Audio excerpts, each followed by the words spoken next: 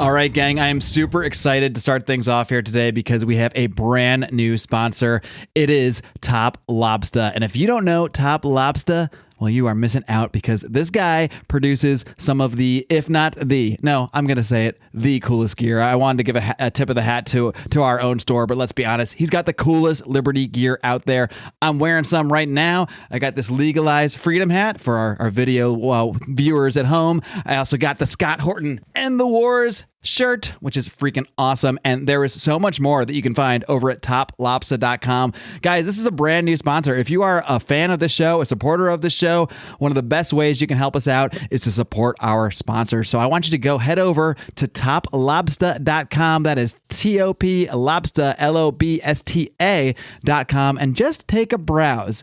You don't need to take my word for it. Just go check out that gear, and I guarantee you're going to find something, or probably like 10 things that you like. So he's got the coolest Liberty gear out there.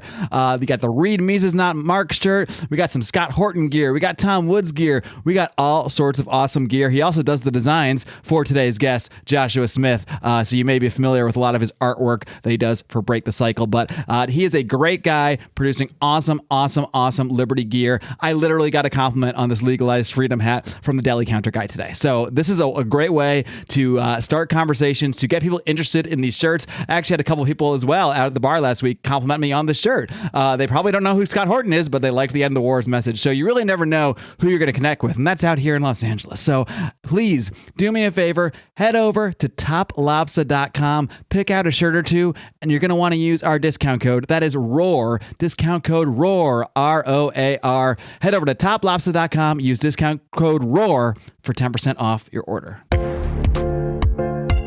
We need to empower people with not just the philosophical tools, but the inspiration to break free from the system. Welcome to the flagship Lions of Liberty podcast, your weekly dose of education, inspiration, and real-world application from the top minds in the liberty movement. If you want liberty, we need to be better leaders, better husbands, better fathers, better friends, better businessmen. We need to be better people. Here's your host, your guide, your shining beacon of liberty, Marc Clair. Live long and live free.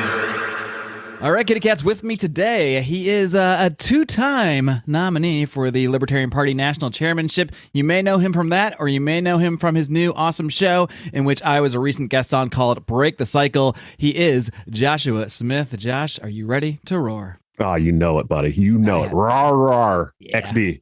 I had an idea you would be.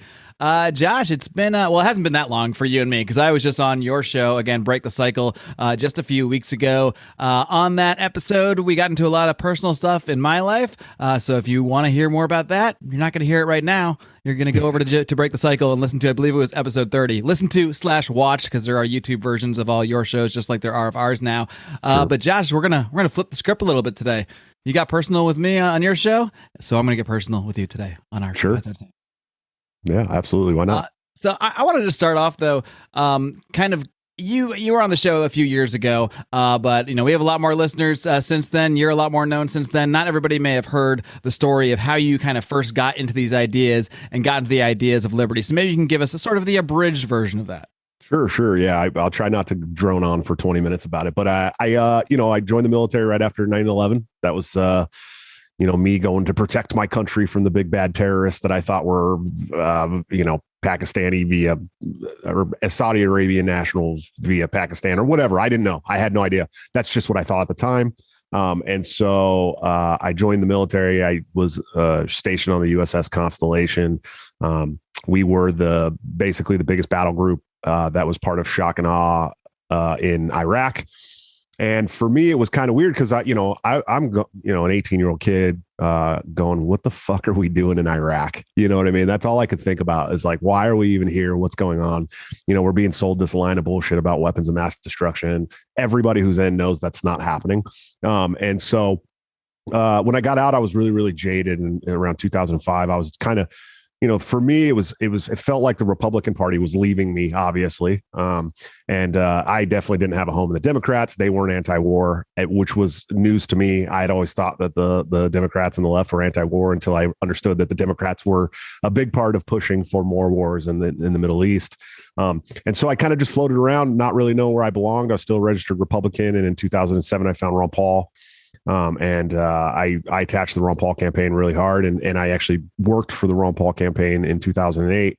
And that's where I really started learning about the ideas of liberty, and it went to being more than just about being anti-war for me. I mean, it's still my number one thing. I'm always going to be a huge anti-war advocate. I think war is an absolute waste of spending, of innocent human lives, of all that shit.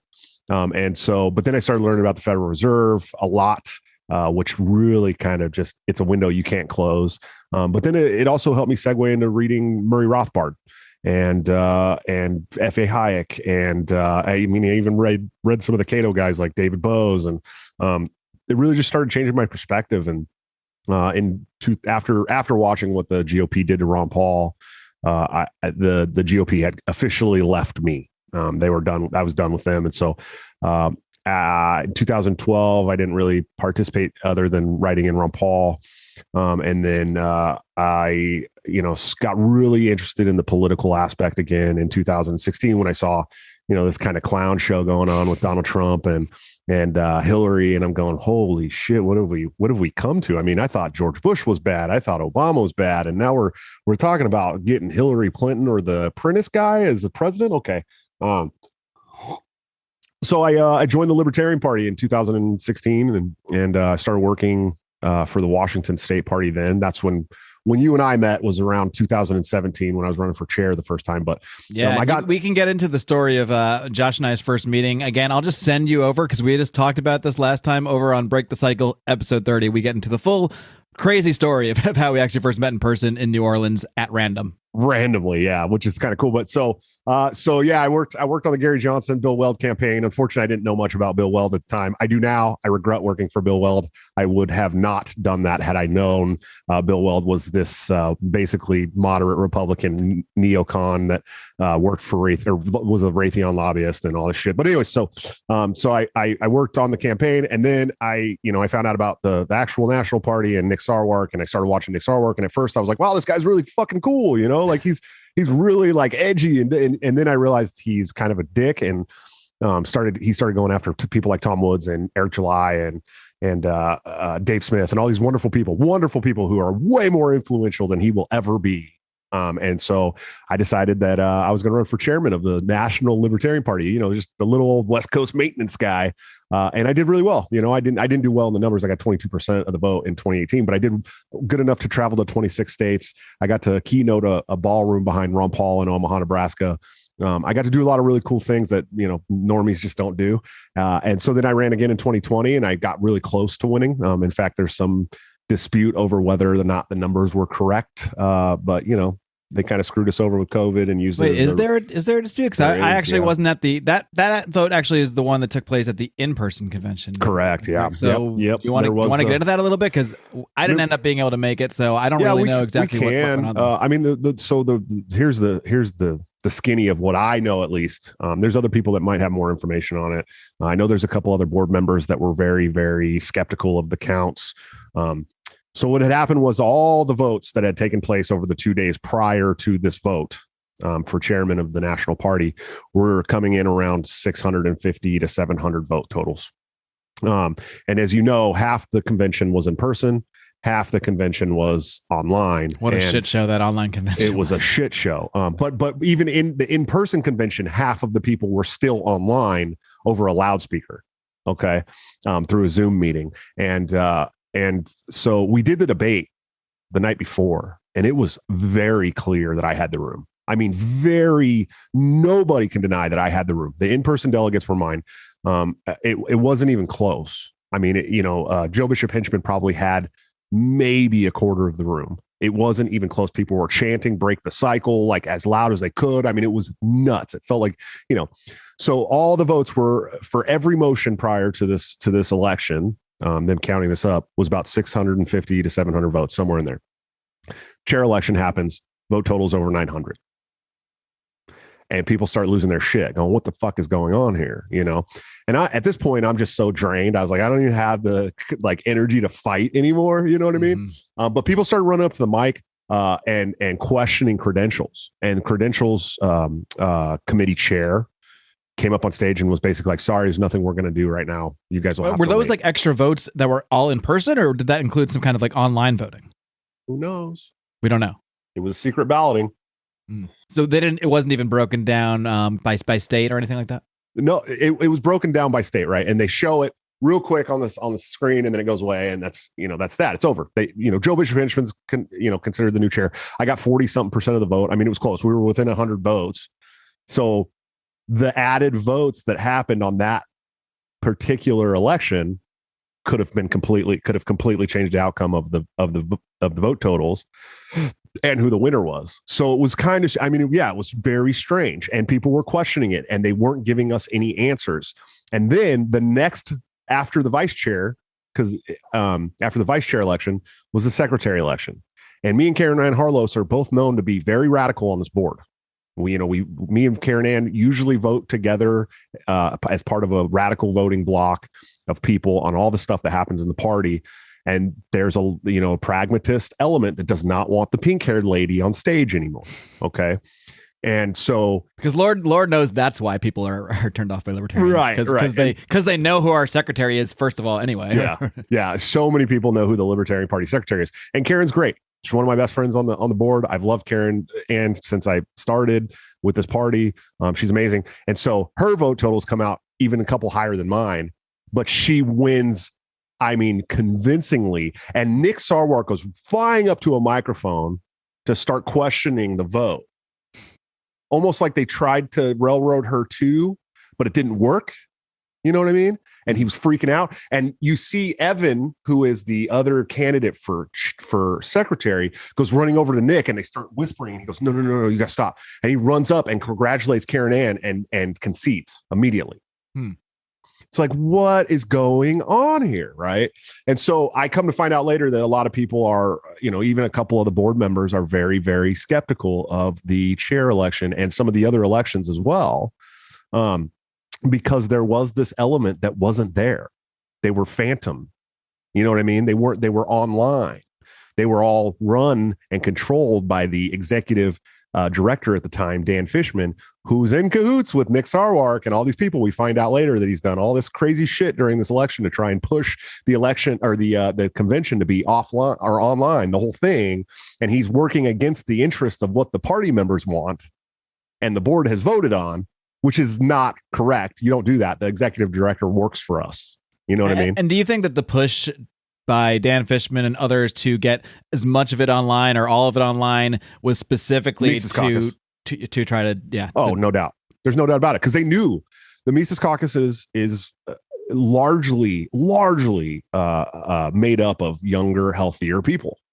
The Prags are largely made up of older gatekeepers who have been in the party for a long time, and they're scared to go to Orlando. But Josh, I was told the Mises Caucus was made of racists. Oh yeah, totally racist. Yeah. That's probably why it doesn't affect the white man so much, I guess, or whatever. No, but we knew as a caucus that almost everyone in the caucus that was going to be a delegate was going to go. I mean, we were going to go to Orlando. No one was going to stop us from going to Orlando. I busted my ass on that board to make sure that we still had some kind of an in-person convention. It was a concession to have a hybrid convention. And I really do believe in my heart that they still fucked us. I really do.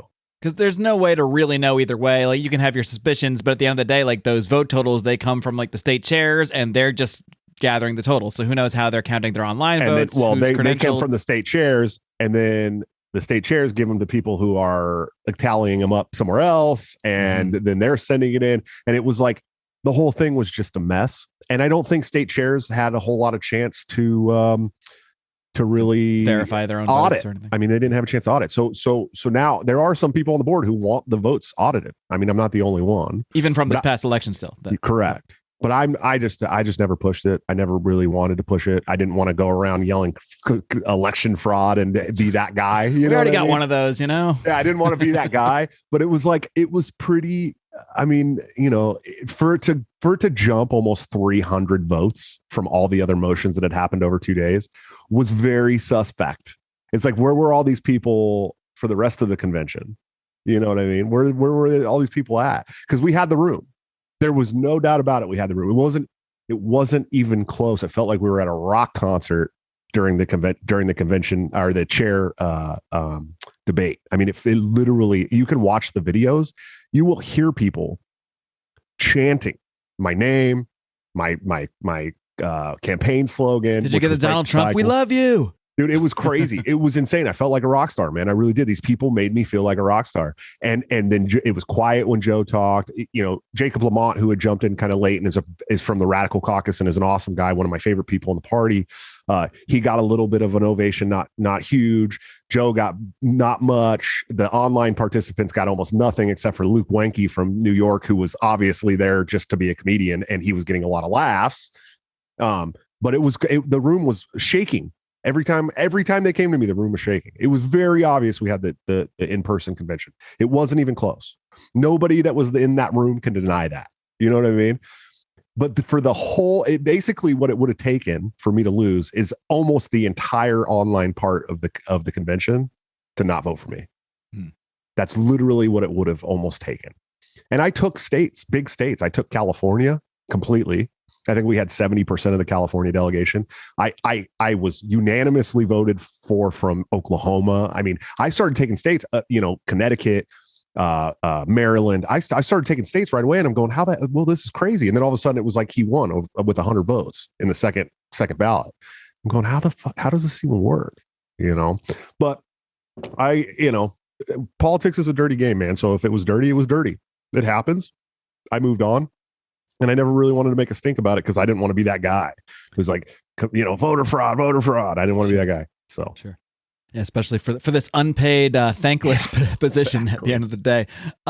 So yeah, it's funny because like you think like, okay, in a small party like the Libertarian Party, where there's only there's people that are, obviously if you want to get to the top and you really want to be a super corrupt, what have you, you really want to make it big in politics, you're going to go to the Democrats or Republicans. But that's what you think on the surface until you show up at a Libertarian convention and you start to hear all the little whispers and you realize like, no, there is like as much, if not more, political maneuvering that goes on behind the scenes in this small, powerless party. What do you think is behind that? Like, why is there such weird like deal? Like, because that was the thing that shocked me the most when I finally like went to the Libertarian conventions and started to get involved, is when I realized like how much politicking was going on. And I was like, man, I thought the whole reason we rejected, or not the whole reason, but part of the reason that we rejected that two-party system is because it wasn't about principles. It was all about politics and making deals and this and that. And then you come to the Libertarian Party and you're like, wait, no, the same shit's going on here. So what do you think is behind people that kind of pull these sort of maneuvers to gain quote unquote power in this party with zero power?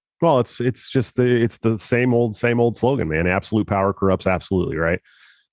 Zero power corrupts absolutely too, apparently. But it doesn't. See, to them, it is power because it's power inside the party, right? And so we see this on every level of government too, right? So there's the federal government where, if you look at it now, that's where all the power is these days, right? But the state governments are the same way. The local governments are the same way. The county governments, the school board's the same way. They get a little bit of power. And if they feel threatened that they're going to lose that little bit of power, they will do whatever it takes to keep that power. And it's the same way in the Libertarian Party with specific people. I mean, there's a lot of really good libertarians that understand that it's not just about the power. You know what I mean? It's about the messaging. It's about what we can do with the party, how we can make it more successful, how we can roll back the size and scope of intrusive government in our lives by using this political vehicle. But to them, it's all about the party. That's all they care about. These people aren't out there fighting every day like a lot of the Mises Caucus people, like really doing every single thing they can to try and make more libertarians. They're more interested in the bylaws and the platform and stupid shit, commas in the policy manual. You know what I mean? They're more interested in arguing over that than they are over, the fact that the government just locked us in our homes for the last 15 months. And so to them, that's their little power trip. And they feel like they're a big fish in a very small pond. And if we dilute it and we bring new people and we make it a bigger pond, they become much smaller fish. And so they're freaking out about it. And so they feel like their little pad of relevance is fading, and so they're fighting tooth and nail, and they're turning dirty about it. They really are. I mean, we just saw what happened in Pennsylvania, where they had the bylaw, they can use the bylaw, but they have literally laxed that bylaw at every single convention for over 30 years. That was the one where they didn't let newer party registrants come in and vote. It's the 180-day threshold, right? Yeah. So the Mises Caucus, they've been telling the Mises Caucus for a year, there's no way you can show up and take this party. There's no way. You're never going to get enough people. And the Mises Caucus shows up with 300 people. It's like 6 times the amount of people that are at the convention that aren't Mises Caucus, right? And they go, oh, we got a bylaw.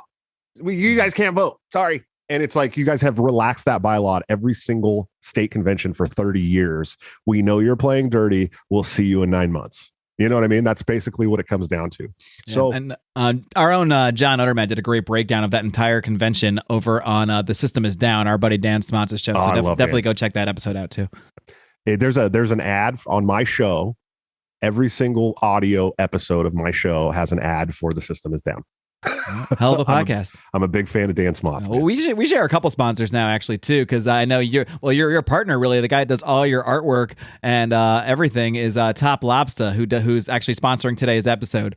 So we both want to encourage everybody to go check out toplobster.com. Literally, no joke. And I'm saying this at the detriment of our own gear and our own store. The best freaking Liberty gear out there. Like it's top notch. And if you want any of my gear, he makes all of my gear, like this wonderful. Let's see if it'll break the cycle hat. Oh, there, it just came into focus. Yeah. That was perfect. This is actually a custom embroidered logo hat that you can with the old school green bottom that you can order, and then of course this camo hoodie for Break the Cycle, and you can even get yourself this awesome Break the Cycle pillow and have a piece of the couch stream at your house to watch the show with. The pillow is a good touch.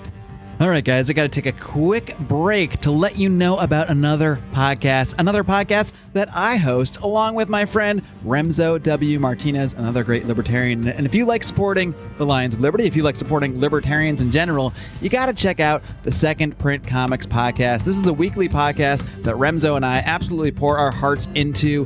We break down the stories, characters, comic book events that shaped our fanhood. And whether or not you are a comic book fan, I am pretty sure that if you like our style, if you like the cut of our jib, you're going to enjoy this program because it really is for everybody. It's for longtime fans, for lapsed fans, for new fans. If you've just seen some of the MCU movies or some of the Disney Plus shows and you want to learn more about the comic book origins of a lot of these stories and characters, or just learn about things you might not have ever thought you were going to learn about, because we dive into all sorts of stories from the mainstream to the very obscure. Again, if you are a comic book fan, you're definitely going to love this. And if you're not, you just might love it as well. Either way, we would really appreciate you taking the time out to check out the Second Print Comics podcast. You can find us at secondprintcomics.com or find us on your favorite podcatcher. Just search Second Print Comics Podcast.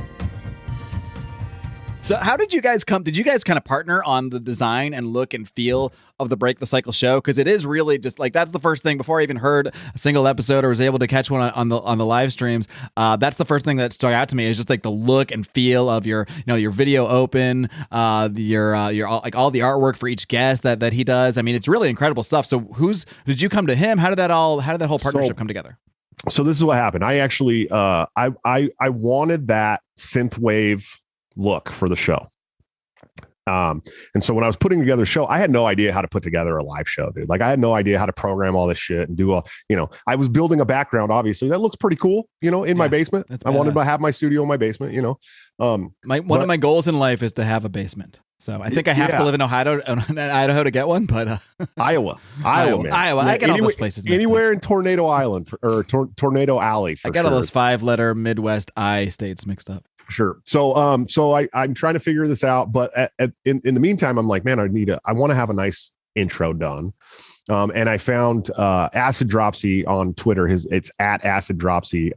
He's got a band. His name's Alex. He's got a band called Whiskey Grenade, and he had this acoustic song that he had played, in a video called Wood Chipper Go Burr, right? Or Wood Chipper. And it's literally about throwing pedophiles and wood chippers, right? And so I'm like, this is my aesthetic, right? This is who I am. I want this.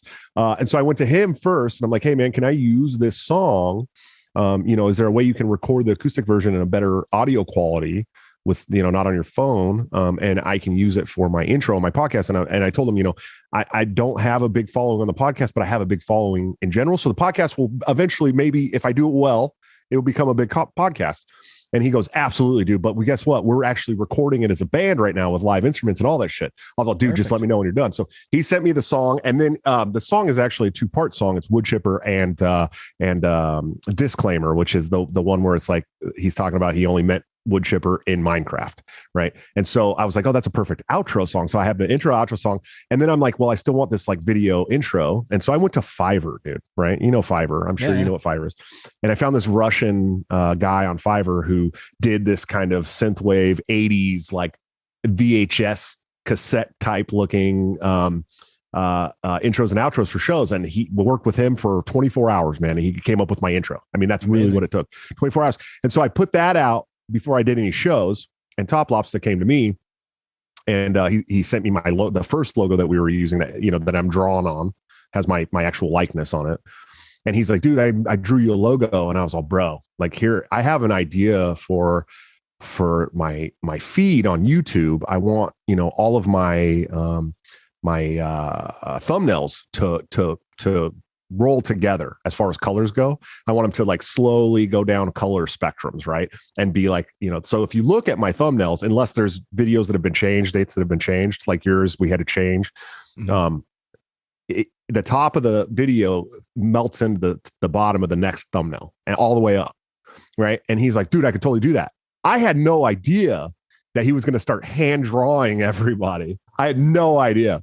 Right. So he starts sending me over the first couple of thumbnails for when we were doing the solo show, and then the Jacob Hornberger with him eating a burger. And I was all, dude, this is the greatest thing I've ever seen. Do you want to just work on my show?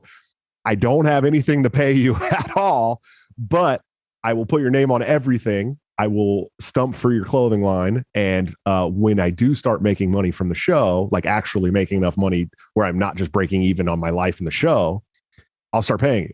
And he's like, dude, sold.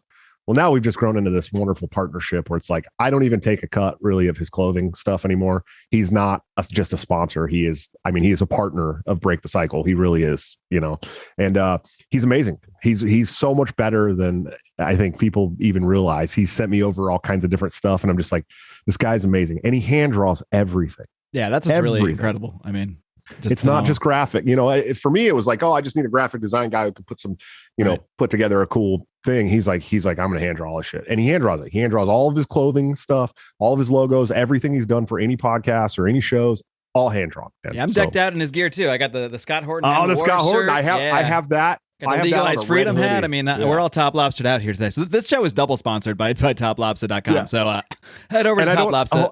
And I don't know if you have a link yet. We don't have a link. We do have a discount code. Okay, so then you use your discount code. Yeah, you can use discount code ROAR, or maybe if you use that and then maybe you want to place another order, you use Josh's link. So we're happy if he gets the sales either way. Exactly. That's what matters to us. So, Josh, I want to dig in a little more to what we were just talking about corruption in the Libertarian Party, because one thing we haven't really gotten into much is besides running for chair, you actually served on the LNC for I think it was 4 consecutive years? Two consecutive. So I'm in my second term now, and they're 2-year terms. Gotcha. So yeah. Right. So what is there anything obviously you don't, I mean, it's up to you how far you want to go with anything, but is there anything that has stood out to you that you've seen over the years, whether you want to name names or not, it's totally up to you, but that where you've seen like other elements of corruption or malfeasance or whatever you might want to say? Well, the stuff revolving around the 2020 convention was absolute just horrendous corruption. There's no doubt about it. And it was collusion between the executive director and the chairman. I mean, Nicholas Sarwark is a corrupt piece of shit. I mean, that's pure, plain and simple, period. He literally was fighting the Libertarian Party to have an online convention, and he was doing it as dirty as he can. He was trying to sway the delegates to vote. I mean, it was bad. So just to dig into that more, what exactly makes it dirty? Like because there might be people that say, well, he's allowed to influence people. He's allowed to, ask people to vote the way he wants to vote. At what point does it go from just trying to influence people to get your way? Just like, you might try to influence people to vote for you. At what point does that go into corruption? Like what separates those two things? Well, I think, there were several letters sent to the board during the time where he was actually threatening to not chair the convention. I think that was, I mean, it's not technically corruption, but it was serious threats. And he wasn't just threatening that, he was threatening people privately. I'm not going to name those names, but he was legit telling people he would ruin them. And I mean, it was really bad. I mean, it was like, yeah, it was really bad stuff. But I can tell you personally, just for me, that in my first term, he made me the chair of the affiliate support committee. I was stoked. Affiliates were a big thing that I ran on. I was like, I'm going to help out every affiliate I can. We're going to do everything we can. And we were largely one of the most successful affiliate support committees the party's ever had. We put together a really cool contest that won some money for an affiliate, got people out in their communities working at doing actual activism. We worked on putting together an affiliate, a link box, so people could click a link and start learning how to build affiliates. We did really good shit. And I had great people like Aaron Adams and John Phillips and Stephen Nikala and David Demarest and Richard Longstreth. I mean, really great people on this board. I got to handpick them. And then we're in Reno at where the 2022 convention is going to be. And he's going around telling the people that were on the affiliate support committee, you should have let Josh fail. I put him there so he could fail. And he said this to Aaron Adams in front of Richard Longstreth. I mean, it wasn't like he was just secretly he was telling this in front of LNC members. So he put you in this position because he believed and hoped that you would fail at it, not because he wanted to actually help affiliates. Correct. And this is a verified thing that several people have told 100%. Aaron Adams has been public about it. We've talked about it on her show. Richard Longstreth was standing right there and heard it. He actually turned to Nick and said, "What the fuck?" You know what I mean? Like, why would you do that? Why would you want somebody to fail that is helping all the affiliates? That's the most important place. You know, and there's just been so much more things. There was the whole fight for 75. If you remember that, he fought. I remember it mostly from the memes, but yeah. So we needed a fundraising director. We talked about that, and Nick said, "I'll do it. Pay me $75 an hour." Then he tried to strong arm the board basically and said, "Hey, I actually have a PayPal sitting there with $200,000 from donors ready to go. If you guys will pay me $75 an hour, well, why don't you just give that to the party now then? And then we'll hire you, and then we'll give you a commission of whatever you raise, because that's how it works." No, I'm not going to do that. So it was just like one thing after a fucking another. And I was talking to Scott Horton about this last night. These are the things that make me think the guy's a federal agent, right? Like, you're going out of your way to hurt the party that you're supposed to be bolstering. The only reason you would do that is if you're sent here to disrupt. You know what I mean? And so, or you're just that bitter and vindictive for whatever personal reason, maybe, you know. And he's threatened several people on the board. Like I said, I'm not going to name it. I'm not going to name names, but he's a piece of shit, man. I have no respect whatsoever for Nicholas Sarwark. And he's carried on that tradition even after not being chair anymore. So it's great that he's not in charge of the party. It's great that he got noted for treasurer in New Hampshire, especially for a guy like me that got voted treasurer by going to the bathroom once. I got voted in treasurer for an affiliate by just going to the bathroom while they were voting once. I gotta hear that. What, someone nominated you while you were in the bathroom? And I was in the bathroom, and then they voted on me real quick and made me the treasurer. It was a county affiliate, but still, you know, it's pretty funny. Now I got to be in charge of money. Okay. Yeah, it was pretty funny to be elected a treasurer of something while you're in the bathroom, and then find out that the guy that beat you for chair got noted. He literally lost to nobody. So that was cool. But you know, it was. I knew before I got on the board that it was going to be shady dealings. I already knew, because I knew that was a shady person to begin with. It was one of the reasons why I ran for chair. It was one of the reasons why I set out on this mission to change the Overton party in the window and fill it with actual libertarians who want to grow the party and grow the movement and start beating some of these Republicans and Democrats. For people out there, like, I mean, I think a lot of people that listen to the show are like, a lot of them are, I'd say a good percentage are probably like fans of the Mises Caucus, like a lot of what you guys are doing. But there's certainly people out there that maybe aren't the people that are really your enemies in general, but might be skeptical due to a lot of reasons. Like, maybe they just heard things about the Mises Caucus, or they hear the takeover language and they think, well, I've been working at the party for 10 years here. Like, why should I get taken over? So I want to give you the chance maybe just to speak. I mean, you're not running for chair again, but you are a big part of the Mises Caucus.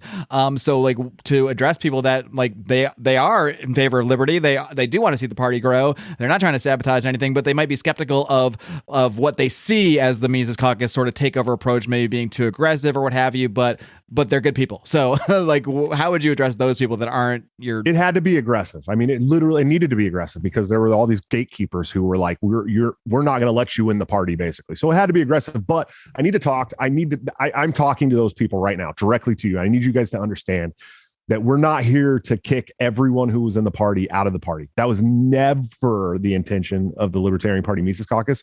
If you are a good libertarian who is not a slanderous asshole, not vile and toxic and keeping this movement small, if you have been out there beating the streets and you have been getting signatures for petitions and you have been working with candidates and you have been working with your local affiliate, and all you want to do is see the party grow and become successful, we're here to as reinforcements. We're not here to kick you out of the party.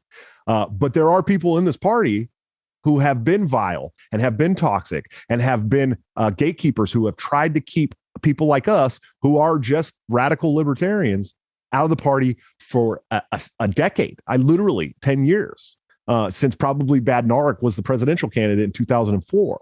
And those people have slandered people like me, my family, my friends, all of the people in the Mises Caucus over and over and over again. So when we say we're taking over, we mean we're going to be the dominant force in the party, not that we want to get rid of you. We want to help you. And so that's what it is. When you talk about slander and people talking about you, you are talking, you specifically, you're talking about more than just like mean tweets, which you get your fair share of course. Yeah. But you have people actually like really going after your family, like outside of the public sphere. Do you want to get into a little bit of that? I mean, yeah, we can. You know, it was, and I talked to actually the first show I got to talk about it on was Dan Smotz's show. Mm-hmm. It was the first time anybody had ever asked me about it truly. Yeah, man, when I ran for chair in 2017, no one knew who I was. There was no hubbub about me. I was just a normal published guy, like outlet guy. I was working on Think Liberty.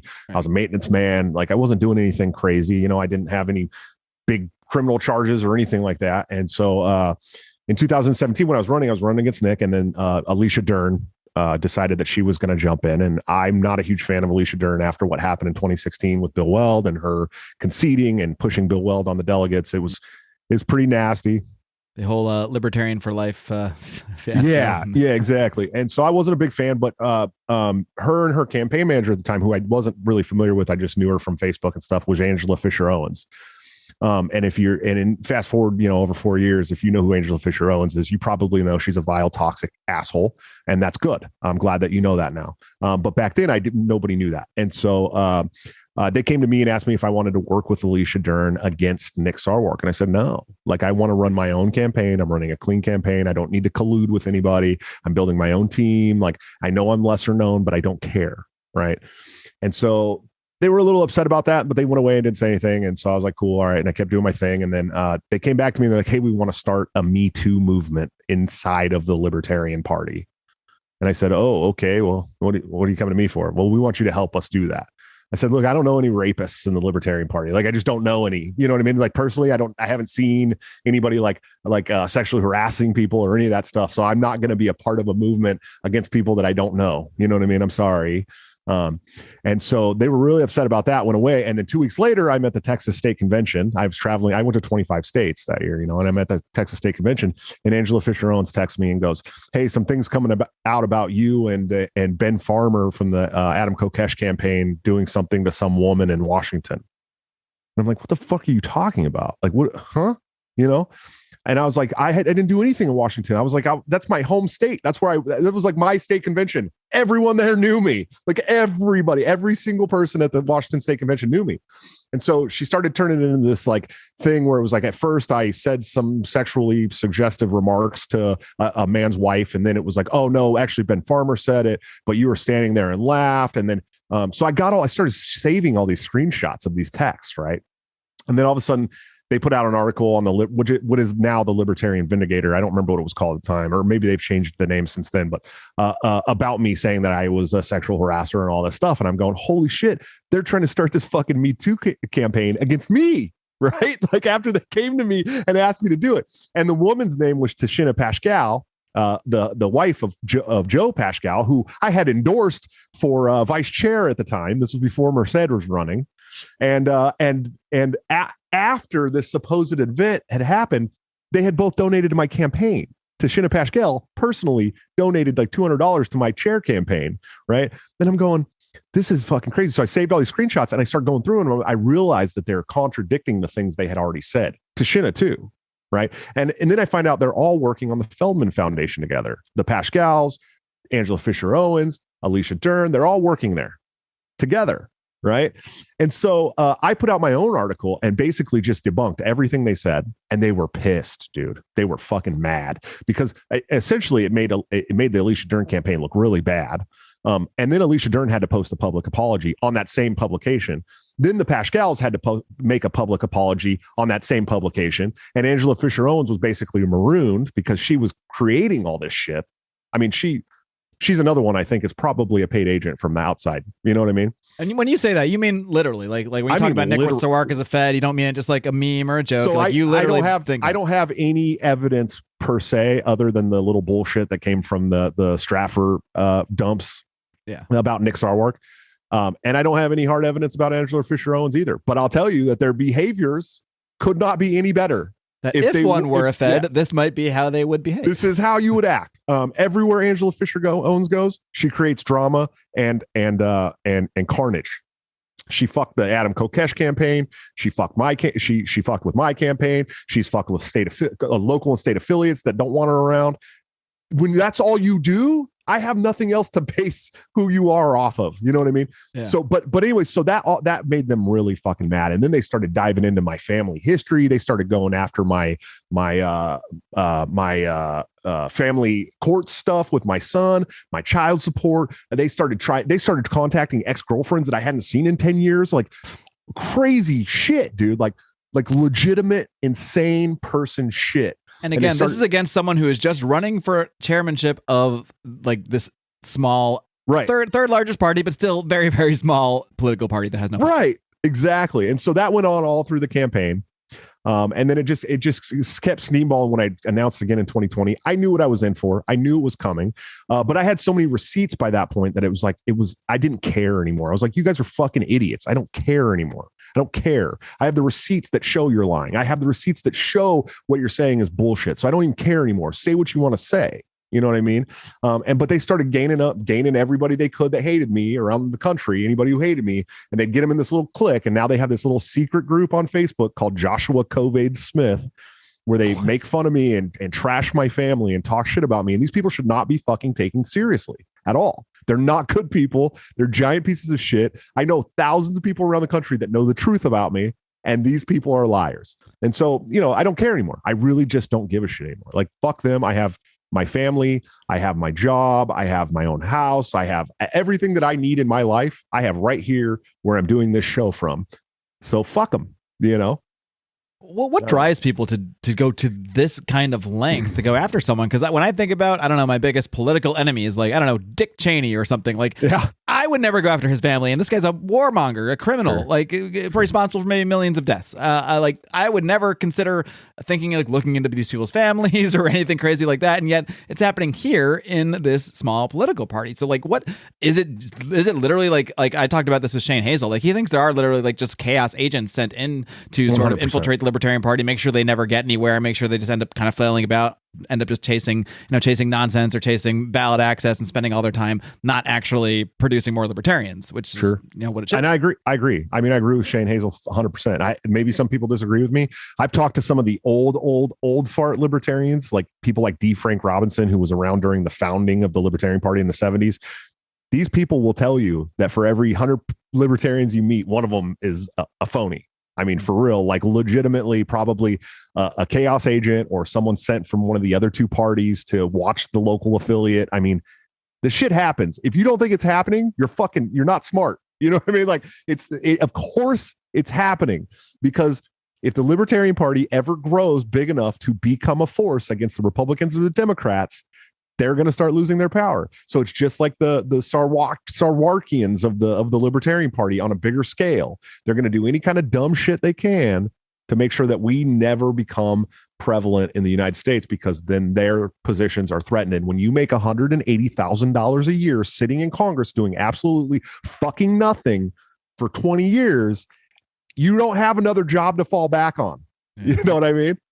except lobbyist or what have you. But Yeah, not if the libertarians take over. Yeah, not if libertarians get in there. That's right. Yeah, I guess that is the point. If anything, maybe they want to try to keep libertarians. A lot of libertarians probably do enough of a good a job on their own. Oh yeah, we're pretty good. Relevant. Hey, trust me, we're good. We're very good by ourselves at keeping ourselves out of office. But we're probably better at getting into office than we think we are. But we have a lot of people who are definitely 100% paid to keep us out of there. There's no doubt. All right, guys, before we wrap up here, I got to let you know about one of our great sponsors, our longtime sponsors at Lorenzotti, Italy. If you are a fan of coffee, if you like a nice fresh cup of joe to wake up in the morning as I do, you're going to want to check out our friends at Lorenzotti, Italy. They deliver fine, premium Italian coffees right to your door in these nice little tins that look so wonderful sitting on your counter there. And if that weren't all enough, these guys are great libertarians. They are Patreon supporters of this show. They are absolutely worthy of your support. If that all wasn't enough, these guys do more than just sell coffee. They also help other entrepreneurs set up their own coffee businesses, help them acquire equipment, acquire financing, everything they need to start their own coffee business, start their own coffee shops. So you definitely want to check them out for that reason if that's something that's been on your mind. Either way, just fantastic people at Lorenzotti, Italy. Amazing people, fantastic people. You'll want to support them if you're fans of the show. Heck, even if you're not, if you're listening to this by accident, check them out anyway. They have great coffee. Lorenzotti, Italy. You can find them at lorenzotti.coffee. That's LORENZOTTI.coffee. And you do not want to forget your Lions of Liberty listener discount. Just use discount code ROAR for 10% off your order. Another thing you mentioned there along the way that I want to dive into a little bit was your experience with family court. And so can you get into that a little bit, as much or little as you're comfortable with? But I'm just kind of curious how you first ended up dealing with that and what that system is like. Because a lot of people on the outside, or maybe even some libertarians, might just say, well, of course, like if a father or what have you should have to pay for child support or whatever. And they might just think it's that simple and that transparent. And I might even agree, a father should have to pay money or give some kind of support, but that's not exactly how black and white family court is. So can you describe what family court is, what actually goes on there that people from the outside might not realize what's going on? Well, I can tell you what happens 75% of the time in family court. A dad and a mom walk in with a child who needs a dad and a mom, and they walk out either with a mother and a father who is considered a visitor in the eyes of the court, or a father who is considered a criminal in the eyes of the court. That's typically what happens in the family law system. They are incentivized to make one person the financial contributor and the other person the custodial parent, right? So, and is that the case even if the parents go in kind of in a cooperative way? Yeah. Correct. Yeah. I mean, I think most of the states, I don't know if they're all this way, require some kind of child support, even if it's a small amount. Like here in Iowa, it's $40 minimum a month, right? It's required. It's required for custody cases because they get a portion of that through the state. And so wait, the state gets a portion of the child support? Yeah, title. Fuck, I'm not. I don't know why I'm so shocked by this, but I've never heard that before. Yeah, so it's required, and they'll tell you it's required to take care of the child, but it's required because the state gets kickbacks from child support. So you can imagine the millions of child support cases around the country is bringing in billions of dollars every year for states. And Oregon's one of the worst. Where my first real custody case took place for my son, who is the only child that I have that doesn't live with me now, my middle son, unfortunately. But my first experience with the family law court was my marriage. I was married when I was 19 years old in the military. We had a daughter who I have custody of now at 16. We had to split up. I moved to California, back to California. My daughter lived in Arkansas. We were flying back and forth. Everything was fine. And my ex-wife got remarried and changed her last name and changed her phone number and moved. And I couldn't find him for a long time. And so that was really hard. But I was calling the family law courts because we had got an official divorce, but there was no custody agreement really. Probably a small amount of child support or something that has never been took off. She just took off. Right. And so I was calling the family courts and they wouldn't do anything for me. Nothing, because there was no custody agreement. They would do nothing, even though I'm on the birth certificate and the child's, registered legal father. They would do nothing for me. 5 years of that went by. 5 years. And that was used against me in my chair campaign too, as a I walked away, I disappeared thing. Not true. Not even fucking close to true. The opposite. The opposite of true. Right. Yeah, exactly. And so that was my first taste of family laws. They wouldn't even help me as a father find my daughter. Okay. And then when I had my second kid, unplanned, whatever, that's fine. I'll take care of it. There were some things that truly worried me about my son's situation at the time. And so when I went into the court, so first of all, I went to go file for custody. She hadn't put me on the birth certificate, so they wouldn't let me file for custody. I had to go down and file for paternity first. I filed for paternity. They eventually had to threaten her with a subpoena to bring him down and get him swabbed because she wouldn't bring him in. It took 3 months. When she did finally bring him in, they swabbed him. Paternity went through. I went up to file for custody, and there was a protective order against me. Right. So right before I could go file for custody, she went and filed a protective order. So I had to go fight. She said I was violent. Say anything. We dated for 2 weeks. She said I was violent. 2 weeks, literally we dated for 2 weeks. And so I had to go and fight the custody, the protective order first. So we go into the hearing for that. God, I tell this story to a lot of people. I've never told it like on a live show before, but we walk in and I'm freaking out because I've never had to deal with this shit before. I'm not like a criminal. I've never beat anybody. Like, you know what I mean? Sure. And she walks in like a Hillary Clinton, like 3-piece suit, right? With an accordion folder. And I'm going, what the fuck did she have in there? We dated for 2 weeks. Like we hung out 3 times. You know what I mean? And so the judge is like, all right, Miss Redacted, we're going to need you to prove without a doubt when Mr. Smith put you in danger of grievous bodily harm or injury or whatever. And so she starts ruffling through this folder. I'm going, what the fuck is going on here? Right? Like, what is this? And she pulls out a paper and she snaps it. Right. And I was like, this is not happening right now. And she's like, well, on this day at this time, Mr. Smith threw a tortilla at me. No, don't tell me that's what it's. I'm like, try. I haven't even said anything other than being sworn to find in, right? the exact piece legitimately, of paper. And in my head, I'm like, yeah, I came over after the bar one night, right? I was 21, or I was 20. Let's see, what was I, 28 or something? I just moved to Oregon. I didn't know anybody. Like we had met on Plenty of Fish, and we went out and hung out at a club one night, and then I came over like 2 more times, and one time was after I was working at the bar and stuff, and we were making quesadillas. Right. And we were like laughing, and I like threw a little piece of a quesadilla at her. She was laughing. We were laughing. It was cute. I thought it was cute. And now it is a year later, and she's literally using it against me in court as the basis to keep you from your child. To keep me from my child. And so the judge, her name was Judge Kirshner at the time, little tiny, awesome Jewish lady, but she ended up dragging me through the mud too. But I'll talk more about that. So she goes, no. Listen, Miss Redacted, I need you to tell me when he put you in danger for your life or bodily injury. Not when he threw a tortilla at you, right? And she's like, so she starts rifling through this thing again. And I'm going, what can she have in there? And she pulls it out, right? And she snaps the paper again. And she's like, on this day at this time, he texted me. And I quote, I guess I'll have to go about this a different way, and puts it back in the folder, right? And I'm going, in my head, I'm like, yeah, dude, like because I was telling you I wanted to see my son and you were telling me I couldn't. And so I meant I was going to take you to court. Right. What we're doing right now, And so she puts it away. And then the judges at this point, like she's got her head in her hand. She's like, no, Miss Redacted, let me tell you, I need you to tell me when he put you in danger, actual physical danger. And she goes, well, that's all I got.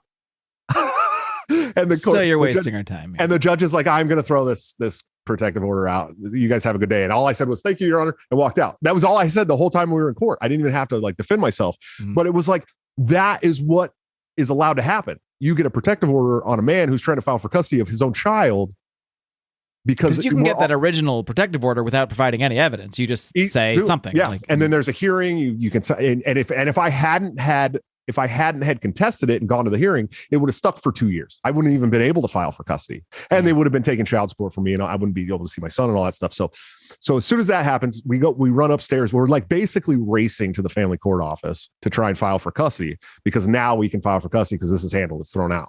And she beats me by like 3 people in line and files for custody, for full custody. So I refile for full custody because I'm like, like I said, there was things in Mrs. Redacted's life that worried me very badly. And so I was a scared father at the time. Probably not the best way to go into court. Let me tell you guys, if you're going into court, don't do that. It's always going to look bad on you. You're super emotional or what have you. Very emotional. Right. I was trying to raise money for a court because at the time I was working a very low paying job. I was trying to get into school. I didn't have a lot. So I was trying to raise money to fight for my son, because I was worried about it and it just made me look really bad. But the court dragged me through the mud. I just told you I was making a low paying job, but I was bartending in the evenings too, right? So I had 2 jobs. Well, when we went through the child support proceedings, they added up all my income and then speculated about how much I made from tips in the bar, which they speculated way higher than what I was getting at the time. And so the initial child support proceedings went through $1,269 a month. Wow. I was making $947 after taxes every 2 weeks from my day job, lost my bartending job, and they were garnishing half of what I was making every month. Because, and this is another thing. She always says, well, the state has to take money from you. State of Oregon auto garnishes all child support cases. Every single one. If you have a job, they are auto garnishing you. That's how it works. And so they're auto garnishing $947 every month. It's not covering what I owe every month. And I'm trying to live off of less than $1,000 while I'm in college for nursing. Wow. Okay. And so I went to the court and I said, hey, I can't do this. You guys are holding me to a double job standard. I cannot survive on $1,000 a month. I'm basically living in my car. I'm studying for finals in nursing school under streetlights and shit. Like, I can't keep doing this. Like, I cannot keep doing this.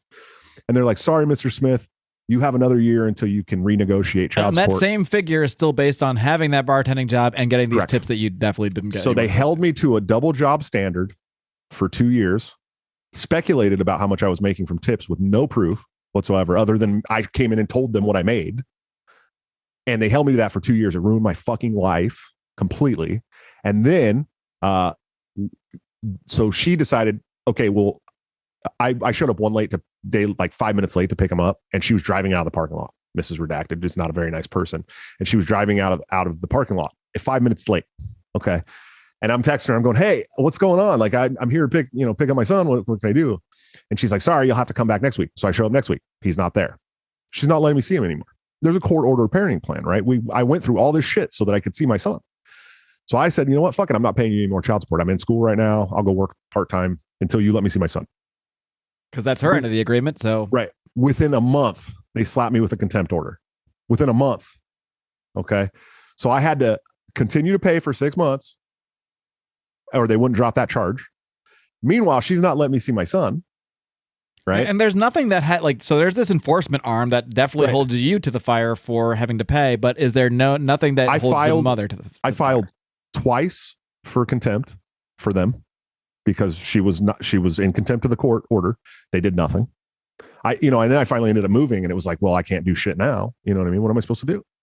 And so that's the court has been weaponized against fathers, always first fathers. I'm not saying no mothers go through this. There's definitely mothers that go through this. It's the exception, not the rule, right? They know that they can take money from the father almost always, and that they can make the mother custodial parent, and that if the father doesn't pay, they can make you a criminal if you can't pay. It's not even about if you don't pay. It's about if you can't pay. Right. If you hit a certain amount of arrears because you weren't making enough to cover what you're owing every month, they will put you in jail. They'll take your driver's license. They'll take your work licenses. It's like, how does that even make sense? You're a barber, right? We're going to take your barber's license because you're not paying your child support. Well, how am I going to pay now? It really seems like, from what you described, that the system is geared towards taking fathers away from their kids as much as possible, or making it as hard as possible for the father to actually be Shocking, involved in right? It's almost like the drug war. I wonder why the government. It's almost like there's an actual purpose behind this. Yeah, I wonder why the government doesn't want fathers in homes. Maybe it's because they know that single moms are more dependent on the government, and they can continue to take money from the rich and give them society the people will probably be more favorable towards the mother just on its base, just because of our sort of biases. That culture. It's culture, and it's a culture that's been bred by the family law system. I mean, it really is. It 100% is. You know, a lot of women get to run around and call dads who don't get to see their kids every day deadbeat dads all the time. You know, and you want to be more sympathetic to a single mother. I mean, it's how it works, right? My mom never called my dad. My dad didn't do shit. I met my dad once. My mom never called him a deadbeat. Never. She just did what she had to do to raise us and make sure we were healthy and happy and had food and a home. But you know, there is a lot of very corrupt shit going on that has been bred from a culture of family law. I mean, it's just how it is. So. Well, I think it would be hard for anyone. Well, although I still see people tweet things at you, so I guess it's not that hard for some people. But for people to call you a deadbeat dad, especially right now, sure. With the family that you have now, in the past year or so that has come together for you, you've taken custody of. I think you've gotten your own daughter's custody as well as adopted several other children. I think some for foster children. Just want to maybe briefly kind of go over that process and how are you able to do that so favorable? How were you able to get that custody of these kids? So here, we're gonna go into some special shit here. So, 1 year, a little over a year ago, the beginning of March of 2020, I was a single guy living with my best friend in a home in California, 3-bedroom tract house in California. We cleaned up on Fridays before parties. You know what I mean? And in 1 year now, I have a fiance and 7 children in the house. But the way that works makes my life changes look like nothing. All I got is a wife and a stepson. So what happened was, I moved to Iowa late March of last year to be with my fiance, who already had 2 small daughters, an 8-year-old and a 3-year-old, wonderful girls. She got pregnant in April with our son. And then in October, I got a call. I had been trying for 10 years to get custody of my daughter. I called every court I could in the area. You know, it was a sad process, and she had been going through some stuff. And it made me feel really bad because it should have been a lot easier for me to get her a long time ago. And so in October, I got a phone call that my ex-wife was incarcerated and that I had an opportunity to go pick up my daughter. But she also had 2 siblings, smaller siblings. My daughter's 16. She had 2 smaller siblings that are 9 and almost 7. And we had the opportunity to get guardianship of them, not custody. We're working on the adoption side of that. So we drove down to Arkansas to pick them up, which was great. My fiance is just an absolute saint, an angel of a person. I told her, I have an opportunity to go get my 16-year-old daughter. My fiance is almost 10 years younger than me. She's 28. She's 28. I'm 38. Right. So she'll be 29 in like a month. But and so I said, I got an opportunity to go pick up my 16-year-old daughter. And she goes, when do we leave? Without missing a beat. No, said, how are we going to make this work? No. Or like nothing. And we were living in a 2-bedroom apartment at the time, right? We already have 2 kids, a kid on the way, and we're going to pick up a 4th. Right. And then I said, but here's the thing. We also have the opportunity to get a guardianship of her younger brother and sister that aren't mine biologically, but keep them from going to foster care or wherever else they might end up that is not good. And without missing a beat again, she said, great, when do we leave? And so that made 5 in the house. And then we had our son, December 31st, New Year's Eve, my son was born. And then when we were on the way down in October to pick up my daughter, we found out that she was pregnant, my 16-year-old daughter. And so my granddaughter was born March 14th, the day after my birthday. And it's like a sitcom setup here, man. Yeah, an 80 sitcom here. Yeah. And so now we have 7 in the house, from 16 to 3 months, basically 3.5 months. And my granddaughter, we have 2 infants, basically. One's 5 months old, one's 3.5 months old. Pretty wild, man. Pretty wild. That's some life changes right there. Yeah. It's definitely crazy. And so anybody out there calling me a deadbeat dad can kiss my entire ass. And you're I fucking even idiot. see people criticize you, like they'll ask for your, like, oh, let's see your child support, and you'll post screenshots, and then Yeah, here you they'll say, it's like, oh, you're working 50 hours of overtime. What kind of dad are you away from your kids? Like, you can't win with these people. You can't win with these people, and it's hilarious. So I'm legitimately working on raising 7 kids in my home, and I still have my son who does not live in my home, who I'll take tomorrow if I have the opportunity, and that I am paying $680 a month in child support for, on top of the 7 kids that I'm raising in my home. So, people can say whatever the fuck they want, but it doesn't mean they're smart.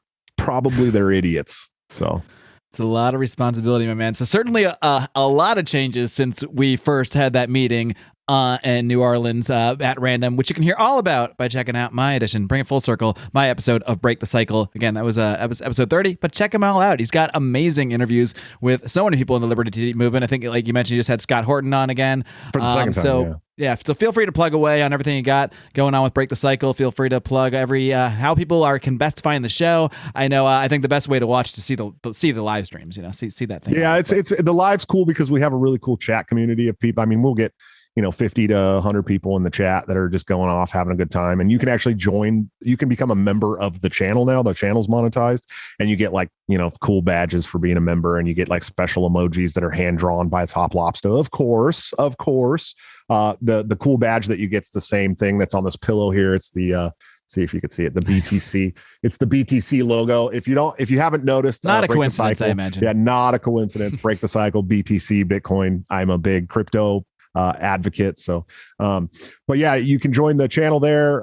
And so definitely it's youtube.com/fight the despots. I'm also on Odyssey. Eventually I would like to take all of my YouTube followers over to Odyssey. That's our plan too, because we're only on YouTube because people are there, but we'd like to bring you all over to our Odyssey channel. So follow myself, and follow Lions Liberty and Break the Cycle on Odyssey. Help us do that. It's definitely one of those things, man. Like I love Odyssey. I think it's going to be great, but we need the viewership now. So if you guys can start following the Odyssey as well, that would be great. But definitely follow the YouTube, because that's also where the monetization is at. Right. For some of us, we were demonetized a few years ago. We're still working. Were you guys really demonetized? Yep. Holy shit! I haven't run into that yet. Not deplatformed. They're fine to let us talk at least still, but they won't let us make money. Well, not even with super chats or anything, huh? Mm-mm. That sucks, dude. Complete demonetization. We're working on trying to get it. The problem is there's no customer support. Like, it doesn't exist. So if you run into a snag, which we have, there's nothing you can do. There's no email, there's no phone number, there's no nothing. So I've actually been talking to friends in LA who know people that work at YouTube to try to actually get to a person. So we're hoping to figure something out, but we're not banking on it. But yeah, definitely check out the show on YouTube. The live shows are fun, but you can also find the audio on all the podcast catcher apps. And we're actually the show's been around a little over 2 months, and we're averaging 1,600 listens a week now, which is kind of cool. So and then follow me on Twitter at Joshua @large, man, because that's where my war with the blue checks are for sure. But we're on all the platforms, man. Break the Cycle on Facebook, Break the Cycle on Instagram, Joshua from Break the Cycle on Twitter, of course. Follow everything. My girlfriend, or my fiance runs the Instagram and the Facebook. So if you message me there, she sends me a screenshot and asks me what she wants me to say, what I want her to say. So. All right, Josh. Well, it's been awesome catching up with you, and awesome about, I knew some of the surface level of this stuff, but it was really interesting to find out some of the details, both the good and the bad, behind a lot of what's been going on behind the scenes there. So I wish you the best of luck, man, with everything you got going on, and definitely check out Break the Cycle. It's one of the most fun shows. Like I said, I got really personal. We got a lot of my personal life on that show. So definitely check out my interview there and all the other great interviews on Break the Cycle. So keep up the great work, man. I know I don't need to tell you this, but please do keep on roaring, Josh. Absolutely, sir. Thank you. All right, kitty cats, I really hope you enjoyed my conversation with Joshua Smith as much as I did. Really enjoyed catching up with him. And I know I mentioned it a couple times during the interview, but now that he's not here, you can believe me that I wasn't just saying it to make him happy. I truly, truly do enjoy his show, Break the Cycle, and really, really liked the interview I did with him. So really do check that out. He does a lot of different kind of style of interviews than you might hear on your typical libertarian podcast, as I hope I do as well every single Monday on this, the flagship Lions of Liberty podcast. Of course, I have other Lions. I have other cohorts here. We've got Brian McWilliams every single Wednesday with his weekly shot of hilarity, comedy, culture, liberty, mispronunciations, anger, everything you love over on Electric Liberty Land every single Wednesday, while John Odermatt wraps things up on Thursdays with his Finding Freedom the adventure that has replaced Felony Friday, now taking a little more of a positive spin on things, still featuring a lot of the same stories of the criminal justice system, but getting into some new areas as well. Really, the title says it all. He does stories about people finding freedom and helping those find freedom out there. So a full slate, a full Liberty lineup here on the greatest Liberty variety show on earth, Lions of Liberty, each and every week. All you got to do, hit that subscribe button, and while you're there, perhaps give us a 5-star rating and a great review, especially on Apple Podcasts. That still is the number one way to help us get in front of more people, boost us in those algorithms. Doesn't cost you a dime, costs you all of maybe 2 minutes. Of course, if you want to toss us a dime or two, you can do so over on our Patreon, over at patreon.com/Lions of Liberty, where you get to not just support the show, you also get discounts at our store. Of course, that is at lionsofliberty.store, as well as tons of bonus audio and video content. You get live streams of many of my interviews like you did with this one. We also have the Conspiracy Corner. We have Degenerate Gamblers. We have Brian McWilliams' Daily Show, Good Morning Fuckhead. We have so much fun in the Pride for as little as $5 a month. Check it all out at patreon.com/Lions of Liberty. That's all I've got until next week, my friends. And until then, Live long and live free.